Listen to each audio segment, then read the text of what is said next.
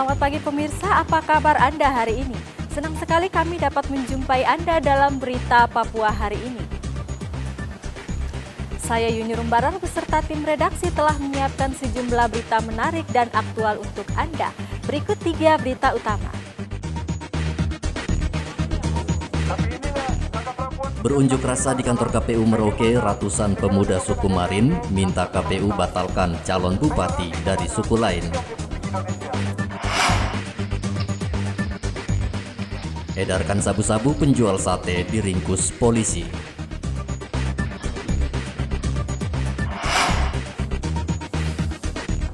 Kasus COVID-19 meningkat, sekolah di 9 distrik ditutup.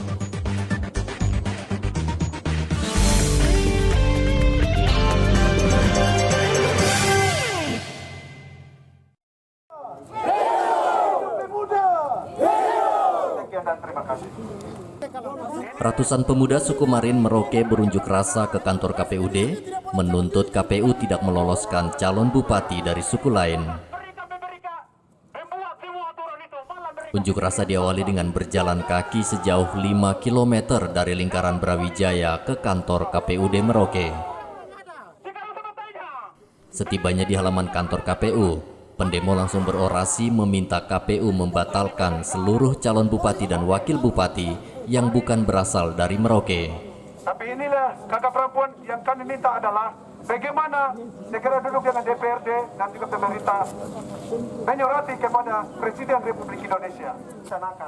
Terima kasih. Sementara itu anggota KPU Merauke Rosinake Bubun saat menerima pendemo mengatakan hak warga negara Indonesia untuk mencalonkan diri menjadi bupati. Karena itu perintah undang-undang, sehingga pihaknya tidak punya kewenangan untuk membatalkan calon yang mendaftar. Saya sampaikan bahwa soal usung-mengusung pasangan calon itu adalah ranahnya partai politik. Ya. Tugas kami sebagai penyelenggara adalah melakukan verifikasi administrasi terkait dengan syarat pencalonan dan syarat calon yang akan dilaksanakan tanggal 4 sampai dengan tanggal 6 September tahun 2020. Ya. Sehingga kami sampaikan bahwa pekerjaan kami sebagai penyelenggara adalah memastikan seluruh tahapan yang dilaksanakan oleh kami itu sesuai dengan peraturan dan perundang-undangan yang berlaku. Ya. Oleh sebab itu, saudara-saudaraku, kami sangat menghargai apa yang saudara-saudara sampaikan. Kami laksanakan.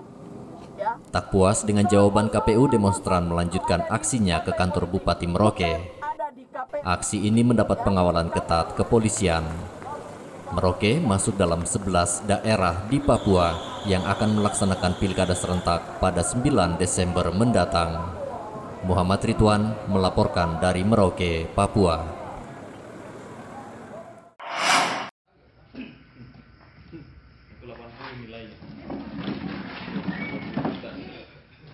Polisi menggerebek rumah penjual sate di Jalan Semangka, Mimika.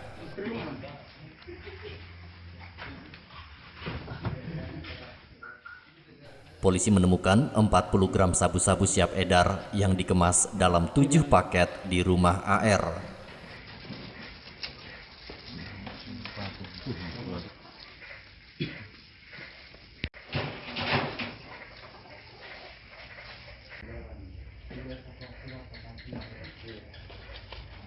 Kapolres Mimika AKBP Era Adinata mengatakan pelaku sudah diintai selama 1 hari. Dari Sat Narkoba Polres Mimika berhasil mengamankan seseorang yang diketahui sebagai pengedar narkoba. Tepat tanggal 17 Agustus sekitar pukul 18 ya, tadi kita mengamankan pada saat ingin menjual ke seseorang sebesar 1 gram. Nah, kita geledah tepatnya di Jalan Semangka ya, irigasi Jalan Hasanuddin, ya, kita menggeledah rumahnya, kita temukan 40 gram, ya, baru datang, ya. Selanjutnya kita akan coba melakukan pengembangan. Untuk asal barang jenis sabu tersebut diketahui dari Madura, di daerah Sampang. Dari Madura. Nggak ada modal, di pengantar saja. Oh, datangkan aja. Iya. Modalnya berapa? Kurang tahu saya. Ditaruh, baru tadi saya jalankan. Jalankan. Di Timika Mas jual 1 gram itu kena berapa? 2.000. Berapa? 2.000, 2 juta. Satu. Baru tadi. Bertadi. Polisi masih memburu pengirim sabu-sabu dari Sampang, Madura. Pelaku dijerat dengan Undang-Undang Nomor 35 Tahun 2009 tentang narkoba dengan ancaman penjara maksimal 12 tahun penjara. Igobat Momolin melaporkan dari Mimika, Papua.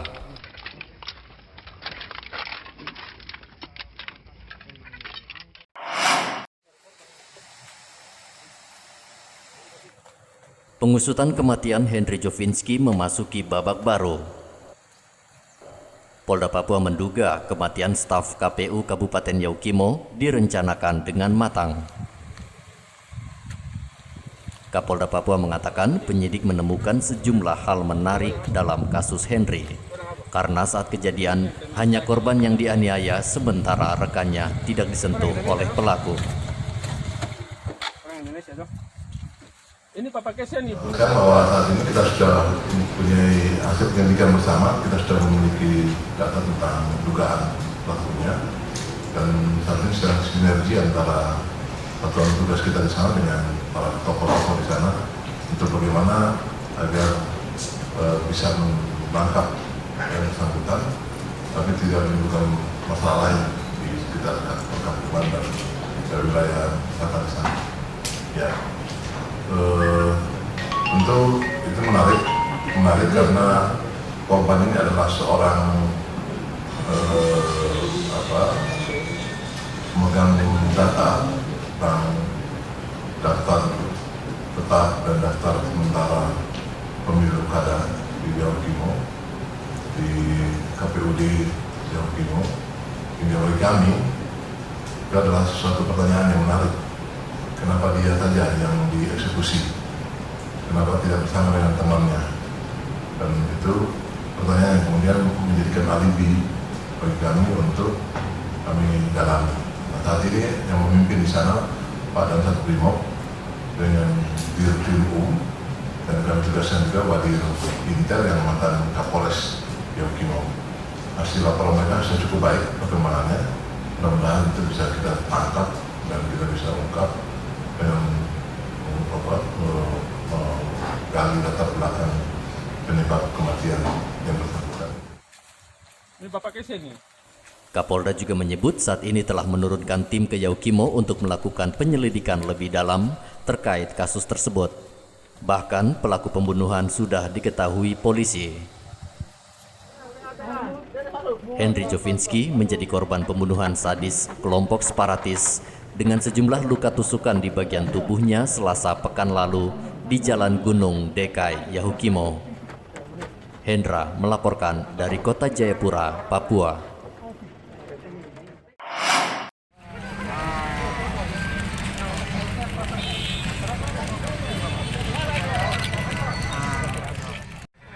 Mencegah penyebaran COVID-19 di Manokwari, Papua Barat, Gubernur Domingus Mandacan turun ke jalan membagikan masker untuk pengendara dan warga.